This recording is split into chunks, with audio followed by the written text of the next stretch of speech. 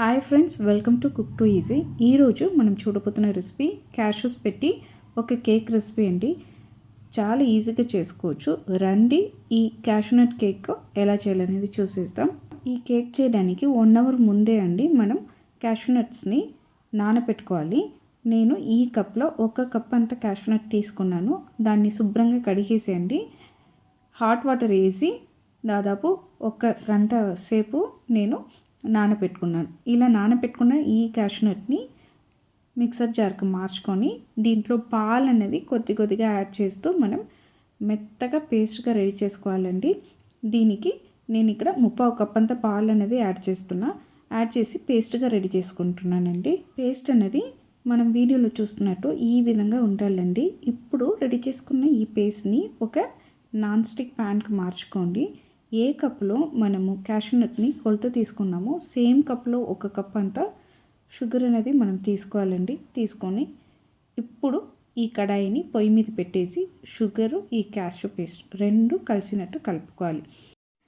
మనకు షుగర్ అనేది బాగా మెల్ట్ అయ్యి కలిసి వస్తే ఈ విధంగా మనకు ఈ క్యాష్యూ పేస్ట్ అనేది రెడీ అవుతుందండి. పొయ్యిని సిమ్లో పెట్టుకొని చేయి వదలకుండా కంటిన్యూస్గా మనం కలుపుతూ ఉండాలండి.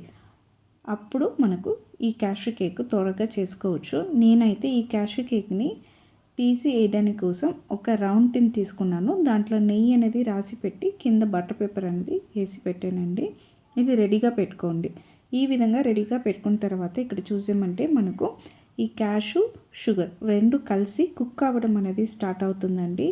మనం కంటిన్యూస్గా ఇలా మనం చేస్తూ రావాలి. ఒక్క స్టేజ్లో మనకు ఈ క్యాష్యూ పేస్ట్ అనేది దగ్గరికి వస్తుంది. ఆ సమయం వరకు మనం ఈ ప్రాసెస్ని కంటిన్యూ చేయాలండి. క్యాష్యూ పేస్ట్ అనేది కుక్ అవ్వడం స్టార్ట్ అయిన 5 మినిట్స్ నుంచి మనము నెయ్యి అనేది యాడ్ చేసి కలుపుతూ కుక్ చేయాలండి.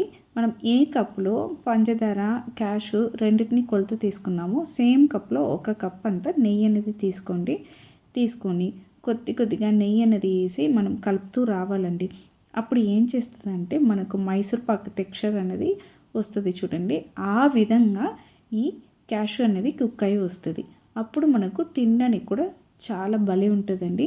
ఈ విధంగా మనం రెడీ చేసి పెట్టుకున్న అన్ని నెయ్యిని మనం ఈ క్యాష్యూ పేస్ట్లో వేసి కుక్ చేసుకోవాలండి.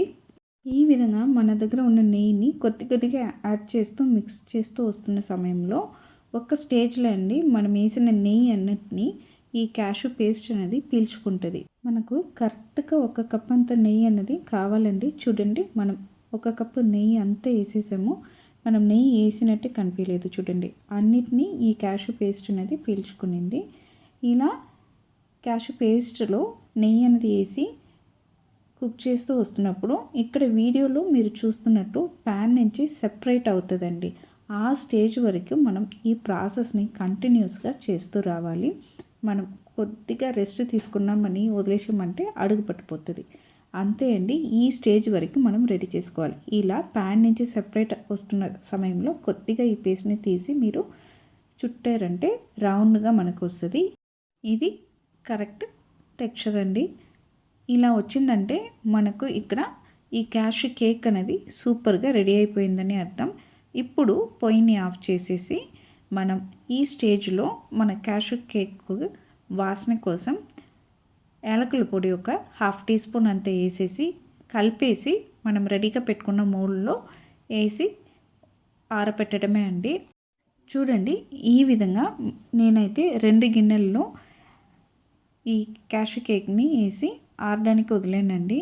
ఇది కంప్లీట్గా ఆరిన తర్వాత మనం దీన్ని కట్ చేసి పీసెస్గా చేసుకోవడమే అండి. చాలా రిచ్గా సేమ్ టైంలో చాలా టేస్టీగా ఉంటుందండి.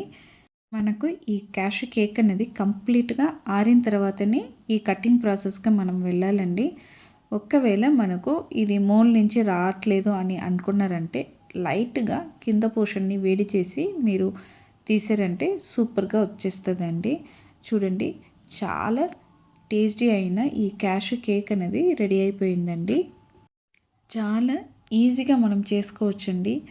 స్పెషల్గా ఎవరికైనా మనం చేసి పెట్టాలని అనుకున్నప్పుడు ఈ విధంగా ఈ కేక్ రెసిపీని ట్రై చేసి చూడండి.